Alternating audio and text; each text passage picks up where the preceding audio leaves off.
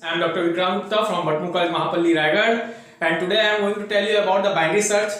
In my last lecture, we have already discussed about the sequential search. Binary search is the most important searching technique of data structure, where data structure is an organized way to represent a data is called a data structure. तो दोस्तों, जब हम बात करते हैं किसी बहुत बड़े अमाउंट ऑफ डाटा सेट की, तब हम सीक्वेंशियल सर्च की अपेक्षा जो है बाइनरी सर्च का इस्तेमाल करते हैं। क्योंकि बाइनरी सर्च इसलिए इंपॉर्टेंट भी है क्योंकि ये बहुत ही फास्टर मेथड है ओवर देन सीक्वेंशियल सर्च। तो सीक्वेंशियल सर्च की अपेक्षा ये तीव्र गति से कार्य करता है। इसलिए तीव्र गति से कार्य करता है क्योंकि सीक्वेंशियल सर्च में हमने देखा था कि वो वहां पर जो एलिमेंट की सीरीज हम लेते हैं, एरे सीरीज जो हम ले रहे हैं, वो अनअरेंज्ड पैटर्न में होता है, ना ही असेंडिंग ऑर्डर में ना ही डिसेंडिंग ऑर्डर में। लेकिन बाइनरी सीरीज एक ऐसा बाइनरी सर्च टेक्निक जो है एक ऐसा टेक्निक है जिसमें हम एलिमेंट्स का जो सीरीज ले रहे हैं वो असेंडिंग या डिसेंडिंग ऑर्डर में पहले से ही व्यवस्थित होना चाहिए। तो बाइनरी जो हमारा सर्च है, इसलिए इसको हम हाफ इंटरवल सर्च भी कहते हैं। तो binary search is also known as half interval search, logarithmic search और बाइनरी चॉप सर्च। तो बाइनरी सर्च की जब हम बात करते हैं तो इसलिए इंपॉर्टेंट है क्योंकि ये तीव्र गति से कार्य कर रहा है, जैसे कि हमने देख चुका है, बता भी चुके हैं। और तीव्र गति के साथ कार्य करने का इसका एक ही कारण है क्योंकि हम यहाँ पर अरेंज पैटर्न में डाटा सेट का यूज कर रहे हैं। यहाँ पर यदि हम बात करते हैं वर्स्ट केस की या हम बात करते हैं बेस्ट केसेस की बात करते हैं कॉम्प्लेक्सिटी से रिलेटेड, तो यहाँ पर लगभग दोनों सिमिलर ही होता है। जबकि सीक्वेंशियल सर्च जो होता है वो स्लो इसलिए होता है क्योंकि वहां पर प्रत्येक ब्लॉक से हम सर्च की का कंपेरिजन करते हुए आगे जाते हैं। अगर वहां पर large volume of data set होता है तो सीक्वेंशियल सर्च जो होता है फेलियर हो जाता है। जबकि बाइनरी सर्च का यूज ही इसलिए किया जा रहा है क्योंकि large amount of data set के साथ हम कार्य कर सके। वहां पर यदि हम किसी एलिमेंट या फाइल को फाइंड आउट करना चाहते हैं तो इसके लिए बाइनरी सर्च एक मेथड का यूज करता है, एक फार्मूला का यूज करता है जिसको हम बोलते हैं middle is equal to low plus high upon 2।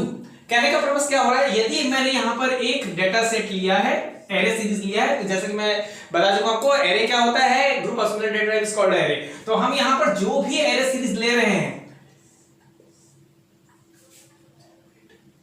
Suppose मैंने यहां पर 10 एलिमेंट्स को स्टोर करने के लिए एरे सीरीज लिया है और उसे मैंने इंडेक्स वैल्यू या इंडेक्स एड्रेस से डेजिग्नेट किया है A0, A1, A2, A3, A4, A5, A6, A7, A8 और A9। तो जैसा कि हम देख रहे हैं यहाँ पर जो हमारा जो एरे सीरीज का जो हमने ब्लॉक बनाया है या एक एलिमेंट, क्योंकि हम जानते हैं कि एरे में जब भी हम कोई एलिमेंट स्टोर करते हैं तो हमको एलिमेंट की संख्या पहले से ज्ञात होनी चाहिए। तो हम यहाँ पर क्या कर रहे हैं, एलिमेंट की संख्या हमको पता है कि हम यहाँ पर 10 एलिमेंट्स ले रहे हैं जिसमें से हमको एक सर्च एलिमेंट को फाइंड आउट करना है। तो हम यहाँ पर जो भी एलिमेंट्स लेंगे वो पहले से असेंडिंग या डिसेंडिंग ऑर्डर में प्री अरेंज होना चाहिए। कहने का मतलब व्यवस्थित क्रम में होना चाहिए। जैसे मैंने यहां पर लिया है, सपोज मैं 1 2 3 4 5 6 7 8 9 10 ही ले रहा हूं एलिमेंट में, 1 2 3 4 5 6 7 8 9 10, ऐसे ही आप कोई भी इंटीजर एलिमेंट्स ले सकते हैं, लेकिन वो असेंडिंग ऑर्डर में या डिसेंडिंग ऑर्डर में अरेंज होना चाहिए ताकि यहां पर जो एलिमेंट्स है उसकी पोजीशन जो है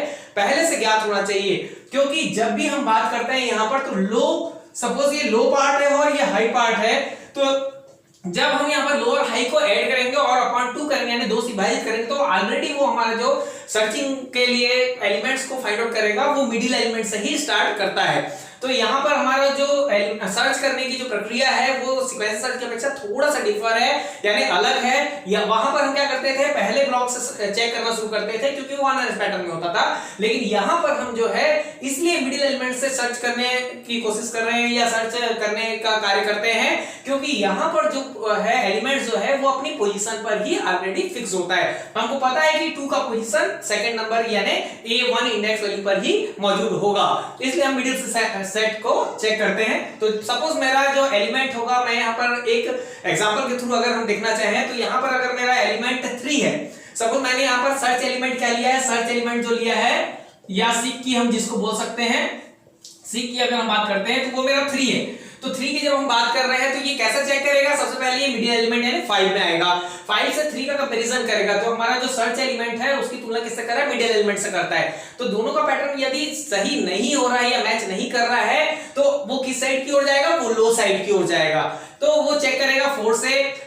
नॉट मैच, मैच नहीं होने पर वो कहां जाएगा, फिर 3 से कंपैरिजन करेगा, और जैसे ही उसको वहां पर एलिमेंट दोनों यानी सर्च एलिमेंट और जो सीरीज में मौजूद एलिमेंट है उसका पैटर्न मैच कर जाता है, तो वो क्या करेगा, हमको इंडेक्स वैल्यू रिटर्न करेगा या एलिमेंट इज फाउंड हमको मैसेज देगा। उसी प्रकार यदि हमारा मिडिल एलिमेंट से सर्च एलिमेंट बड़ा है, तो सर्च एलिमेंट अगर बड़ा है मिडिल एलिमेंट से, तो वो किस ओर जाएगा, राइट हैंड साइड में जाएगा, और वो कंटिन्यूएशन तब तक चेक करता रहेगा जब तक हमको सर्च एलिमेंट मिल नहीं जाता है। या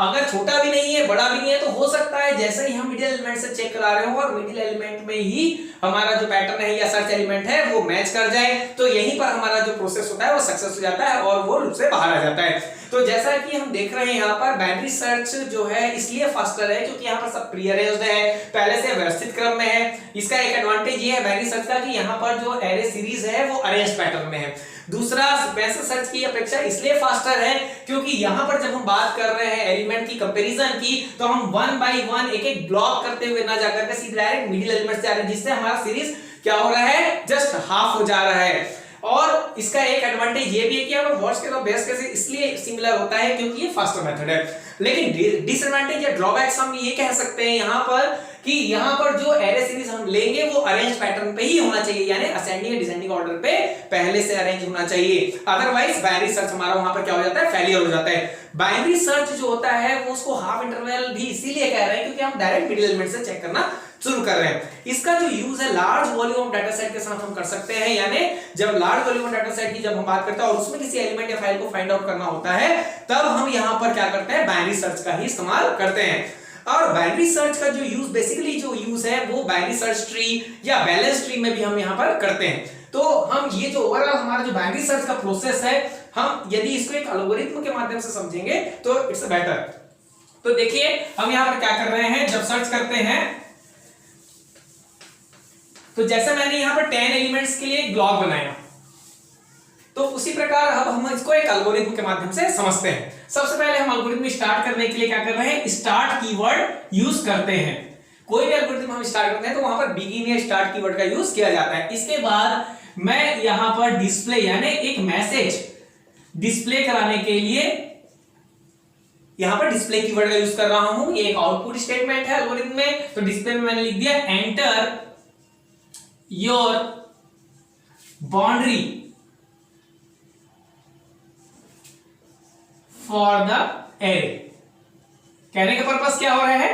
कि हम यहां पर एक पर्टिकुलर रेंज डिसाइड करेंगे, क्योंकि अनलिमिटेड फेस पे कोई भी सर्चिंग टेक्निक का यूज करना वो बहुत ही डिफिकल्ट प्रोसेस होगा और वो फेलियर भी हो सकता है। लेकिन हम यहाँ पर क्या करेंगे, अगर हमको एलिमेंट सर्च करना है तो हम यहाँ पर क्या करेंगे, एक सीरीज लेना पड़ेगा, हमको एक ब्लॉक डिसाइड करना पड़ेगा कितने एलिमेंट एरे में, जैसा हम देख रहे हैं पहले से एलिमेंट की संख्या ज्ञात होनी चाहिए। तो मैं सपोज यहाँ पर 10 एलिमेंट्स का यदि एक ब्लॉक बनाना चाह रहा हूँ जिसमें मैं सर्च एलिमेंट डिसाइड करना चाह रहा हूँ,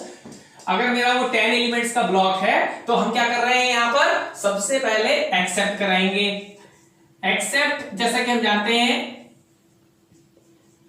जो कीवर्ड होता है एक्सेप्ट कीवर्ड वो इनपुट के लिए होता है, तो हम यहां पर एक्सेप्ट करा रहे हैं एन जो हमारा है वो nth वैल्यू डिसाइड करता है कि कितने ब्लॉक के लिए हम लोग यहां पर वर्क करेंगे, यानी कितना एलिमेंट हमको यहां पर लेना है, वो nth वैल्यू डिसाइड करता है। ये पूछता है कि n क्या है, तो हम उसको बताएंगे कि ये एरे है। तो एरे डिफाइन करने के लिए हम यहां पर एरे कीवर्ड ले रहे हैं और एक एरे वेरिएबल का नाम लिख रहे हैं। जैसे कि मैंने लास्ट लेक्चर में बताया था कि एरे क्या होता है, group of similar data type होता है, और वेरिएबल क्या होता है, variable is a data item that's value change during the execution of program. तो हम यहां पर arr n, तो एरे लेने के लिए हम वेरिएबल के साथ सबस्क्रिप्ट का यूज करते हैं, जिसमें मैंने n को डिफाइन कर दिया। सपोज मैंने यहां पर 10 लिखा, तो 10 को वो एक्सेप्ट किया, ये एरे ब्लॉक यानी 10 ब्लॉक को एरे का क्या कर देगा, यहां पर बना देगा। और यहां पर मैं अगर 1 2 3 4 5 6 7 8 और 9 और 10 ये 10 एलिमेंट्स लेना है मेरे को, तो पहले मेरा ये क्या बनाएगा, 10 ब्लॉक्स बनाएगा इसकी सहायता से। अब इसके बाद मैं इसको बताऊंगा कि कहां से वैल्यू फीड करना है, यानी स्टोर करने का जो प्रोसेस है वो ब्लॉक में कहां से इंसर्ट करना है। तो मैं यहां पर एक लूप लगाऊंगा, for loop. Loop is a repetitive statement, तो हम यहां पर कह रहे हैं for I in range 1 to n, यानी 1 ब्लॉक से n तक हमको क्या करना है, वैल्यू को स्टोर करना है, और वो भी किस पैटर्न में करना है हमको, असेंडिंग ऑर्डर में। तो it should be ascending order. अब इसके बाद हम क्या कर रहे हैं, वैल्यू एक्सेप्ट करानी है, तो उसके लिए मैंने जैसा बताया था आपको कि क्या करेंगे, हम लोग डू लूप लगाएंगे और यहाँ पर अगेन मैं एक्सेप्ट कीवर्ड यूज करा रहा हूं। एक्सेप्ट की सहायता से मैं क्या करूंगा, ARR आई, क्योंकि हम मल्टीपल वैल्यू इनिशियलाइज करना चाह रहे हैं और एरे मल्टीपल वैल्यू को होल्ड कर सकता है, इसलिए मैं एरे वेरिएबल के साथ इस बार आई रिप्रेजेंट हियर एलिमेंट्स। तो जो भी एलिमेंट्स हम एंटर किए हैं वो एलिमेंट्स को इंसर्ट करने के लिए हम क्या कर रहे हैं, एरे वेरिएबल के साथ आई का यूज कर रहे हैं। इसके बाद मैं करता हूं यहां पर एंड डू, क्योंकि मेरा ये प्रोसेस कंप्लीट हो जाएगा। कहने का पर्पस क्या हुआ, एक 10 सीरीज का ब्लॉक बनाया, उसके बाद हम 10 वैल्यू जो है एलिमेंट है हम इंसर्ट कर दिए इसकी सहायता से। अब यहां पर हम क्या करेंगे, सर्च की को इंसर्ट कराएंगे, तो हम यहां पर लिख देंगे एक्सेप्ट सर्च की, एक्सेप्ट सर्च की, क्योंकि जो भी वैल्यू है जिसको मेरे को फाइंड आउट करना है उसको मैं पहले डिफाइन करूंगा यहां पर। तो यहां पर मेरा सर्च की क्या है, सपोज मेरा सर्च की यहां पर 4 है, तो अब सर्च की 4 है तो मैं यहां पर क्या करूंगा, 4 को इंसर्ट करा दूंगा। अब इसके बाद मेरे को ये भी बतलाना पड़ेगा, क्योंकि ये सीक्वेंस सर्च तो है नहीं, बाइनरी सर्च है और हमको पता है कि लो प्लस हाई अपॉन 2 करना है, तो यहां पर ये मिडिल एलिमेंट से सर्च करे, इसके लिए मैं इसको बता देता हूं कि low is equal to 1 and high is equal to n, यानी पहला ब्लॉक जो है लो है और लास्ट ब्लॉक जो है वो क्या है, n है। तो यहां पर लो इज इक्वल टू 1 और n is high is equal to n, यहां पर हमारा जो होगा कंडीशन क्या होगा, found is equal to false होना चाहिए, यानी यहां से इसको सर्च नहीं करना है, पहले ब्लॉक और लास्ट ब्लॉक से क्या करना है, सर्च नहीं करना है। तो कहां से करना है, उसके लिए मेरे को यहां पर रिपीट कराना पड़ेगा, यानी एक स्टेटमेंट को बार बार वो प्रोसेस को रिपीट करे, इसलिए मैं यहां पर रिपीट एक कीवर्ड ले रहा हूं, रिपीट कीवर्ड ले रहा हूं और यहां पर मैं उसको बता देता हूं कि क्या प्रोसेस कराना है। तो मैं यहां पे लिख देता हूं middle is equal to low plus high upon 2। मैंने यहां पर एक कंडीशन डाल दिया है कि जो भी होगा प्रोसेस कहां से होगा, middle is equal to low plus high upon 2। अब यहां पर मैं क्या कर रहा हूं, एक इफ कंडीशन ले रहा हूं, इस इफ कंडीशन में मैं उसको बता दूंगा कि क्या करना है, found FOUND found is equal to true, true तभी होगा जब यहां पर मल्टीपल कंडीशंस आएंगे, यानी क्या होगा कि अगर मैं यहां पर कंडीशन मेरा ट्रू हो रहा है तो किस प्रकार से ट्रू हो रहा है, तो हम यहां पर लिखेंगे इफ क्या, सर्च की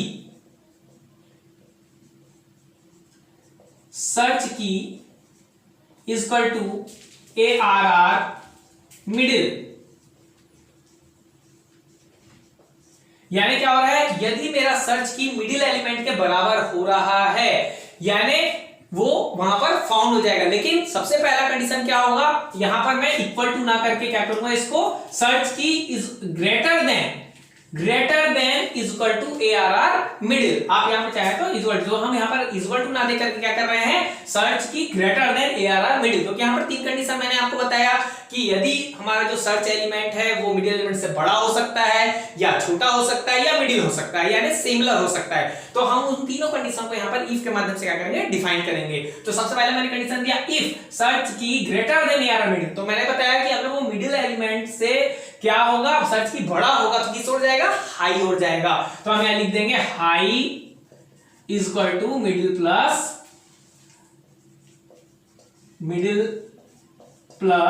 1, यानी +1 तब तक जाता रहेगा जब तक उसका एलिमेंट नहीं मिल जाता। इसके बाद एल्स इफ, यहां पर हम लैडर का यूज कर रहे हैं, इफ एल्स लैडर सिस्टम में यूज कर रहे हैं, ब्रांचिंग टेक्निक है इसका यूज कर रहे हैं, कंट्रोल स्टेटमेंट है। यहां पर हम क्या करेंगे, सर्च की एल्स इफ सर्च की लेस देन ARR मिडिल। अब हमने इसको बता दिया कि अगर हमारा मिडिल एलिमेंट सर्च की से छोटा है तो किस ओर जाएगा, लेफ्ट हैंड साइड में आएगा। लेफ्ट हैंड साइड में चेक करेगा तो मिडिल एलिमेंट 5 है तो ये इस ओर चेक करता जाएगा। सपोज मेरा 2 है और मेरा सर्च एलिमेंट मैंने इस बार 2 डिफाइन किया है और 5 से कंपैरिजन करेगा तो वो इस साइड तब तक आता रहेगा जब तक उसको सर्च एलिमेंट नहीं मिल जाता। इसके बाद लास्ट जो पोजीशन होगा, अब यहां पर हम कर देंगे एल्स, क्योंकि हो सकता है ना वो बड़ा हो ना वो छोटा हो। तो सर्च की यदि मेरा छोटा है ARR मिडिल से, वो किस ओर जाएगा, लो ओर जाएगा। Low is equal to middle plus 1 मैं यहां पर डिफाइन कर देता हूं, मिडिल प्लस 1, यानी अब इधर +1 करते आएगा लेफ्ट हैंड साइड में या लोअर साइड में क्या होगा, +1 करते हुआ आएगा। इसके बाद एल्स, जब दोनों ही कंडीशन गलत हो जाती है, ना बड़ा है ना छोटा है कंपैरिजन करने पर, तो वो क्या होगा, found is equal to true हो जाएगा। Found is equal to true, यानी मेरे को एलिमेंट वहां पर मिल गया है। तो अब हम क्या करेंगे, इसको क्लोज कर देंगे। एंड इफ हम यहां पर इसको क्लोज कर दिए, सपोज 2 टाइम्स हम इसको, क्योंकि 2 बार हमने ओपन किया है, तो एंड इफ हम यहां पर कर देंगे। अब इसके बाद हम क्या करेंगे, यहां पर बताएंगे कि यदि हमारा found is equal to true आता है, यहां पर एक और बीच में स्टेटमेंट हम डाल सकते हैं, until found is equal to true either और हाई या लो, यानी 3 कंडीशन में से जो भी होगा वो क्या करेगा, यहां पर हम लिख सकते हैं अंटिल, यहां पर हम लिखेंगे found, FOUND, found is equal to true, यानी मिडिल एलिमेंट में ही मिल गया तो वो ट्रू हो गया। अदरवाइज क्या हो सकता है, और हाई या लो, ये हो सकता है यहां पर। तो अब हाई या लो होगा, इस प्रकार से होगा यहां पर, तो वो क्या करेगा प्रोसेस को, इफ, अब हम यहां पर डिफाइन करेंगे, if found is equal to true, तो हम यहां पर एक मैसेज डिस्प्ले करेंगे, display element is found, element is found, else display element is not found, यानी दोनों ही कंडीशन पे हमको क्या मिलना चाहिए, यहां पर मैसेज मिलना चाहिए, otherwise it will be hang. इसके बाद हम एंड इफ करेंगे और लास्ट में हम कर देंगे एंड। तो जैसा कि हमने देखा कि बाइनरी सर्च जो है फास्टर इसलिए कहला रहा है सीक्वेंस सर्च की अपेक्षा में, क्योंकि वो मिडिल एलिमेंट से चेक करना शुरू कर रहा है, इट इज रिलायबल और large volume of data set के साथ हम इसका इस्तेमाल कर सकते हैं। और इसका ड्रॉबैक बस यही है कि यहाँ पर पहले से अरेंज पैटर्न में, यानी असेंडिंग डिसेंडिंग ऑर्डर में ही हमारा एलिमेंट जो है एरे सीरीज है होना चाहिए। तो हम एक बार एल्गोरिथम को देख लेते हैं। इन लास्ट में क्या सबसे पहले हमने स्टार्ट किया, हमने एक रेंज डिसाइड किया, enter boundary for the array, उसके बाद उसके रेंज के लिए हमने वैल्यू डाला, वैल्यू सपोज मैंने यहाँ पर 10 लिखा, तो वो समझेगा कि 10 क्या है, तो हमने उसको बताया कि एरे है, और एरे में हमने क्या किया, 10 को इनिशियलाइज कर दिया, उसने एक रेंज पर्टिकुलर ब्लॉक क्या कर लिया, कैप्चर कर लिया। उसके बाद for I in range 1 to n लिख करके हमने बताया कि it's should be ascending order, यानी जो भी एलिमेंट वो इंसर्ट करेगा वो किस रूप में होना चाहिए, असेंडिंग ऑर्डर में होना चाहिए। और उस वैल्यू को एक्सेप्ट कराने के लिए हमने क्या किया, डू लूप लगाया, और ये बार-बार घूम-घूम कर तब तक ये एलिमेंट को इंसर्ट करता रहेगा जब तक कंडीशन सेटिस्फाई नहीं होता। इसके बाद हमने सर्च की को एक्सेप्ट कराया, सर्च की एक्सेप्ट कराने से पता चल गया कि हमारा जिसको हमको फाइंड आउट करना है वो कौन सी वैल्यू है। सपोज मैंने 7 को सर्च की के रूप में इंसर्ट कराया, तो यहां पर उसको बताना पड़ेगा कि 7 की जो कंपैरिजन है या सर्च की जो कंपैरिजन है वो कहां से करनी है, तो हमको बताना पड़ेगा, ये कहां से नहीं करनी है तो उसको हमको बताना पड़ेगा। इसलिए हमने लिख दिया यहां पर low is equal to 1, high is equal to n, यानी पहले ब्लॉक लास्ट ब्लॉक से कंपैरिजन नहीं करना है, यानी find is equal to false. तो कहां से करना है, तो हम उसको बताया if middle is equal to low plus high upon 2। तो यहां पर ये जैसे ही फार्मूला वर्क करेगा, पहला ब्लॉक लास्ट ब्लॉक को ऐड करेगा और 2 से कंपेयर करके वो क्या करेगा, उसको डिवाइड करेगा, तो डायरेक्ट वो कहां से पहुंच जाएगा, मिडिल एलिमेंट यानी 5 पे पहुंच जाएगा और वहां पे कंपैरिजन करेगा। लेकिन क्या करेगा, found is equal to true. तो found is equal to true होगा, कैसा कंडीशन पे होगा, if search key greater than ARR middle, अगर मेरा सर्च की जो है ARR मिडिल से बड़ा है तो कहां किस ओर जाएगा वो कंपैरिजन करते हुए, जैसे मैंने लिखा high equal to middle plus 1, यानी हाई पोर्शन यानी राइट हैंड साइड की ओर कंपैरिजन करते हुए आगे बढ़ेगा। तो सपोज 7 है मेरा, तो 7 जो है मेरा 5 से बड़ा है, तो वो एक बार 5 से कंपैरिजन करेगा, नहीं मैच करने पर क्या होगा, एलिमेंट इज नॉट फाउंड, वापस आएगा और फिर वो कंपैरिजन करेगा नेक्स्ट ब्लॉक में, 6 से कंपैरिजन करेगा, नहीं मिला, 7 से जैसे कंपैरिजन करेगा मेरे को मैसेज मिल जाएगा found is equal to true, यानी कंडीशन मेरा सही हो गया, यानी एरे इंडेक्स वैल्यू हमको रिटर्न कर देगा और एलिमेंट इज फाउंड करके मैसेज दे देगा।